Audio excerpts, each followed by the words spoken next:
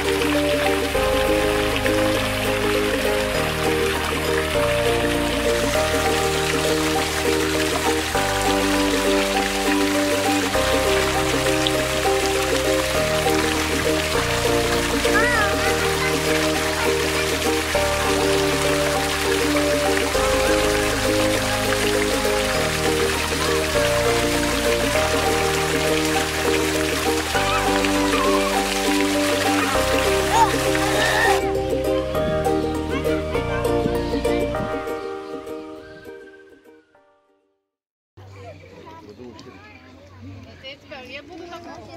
Да, что там саре.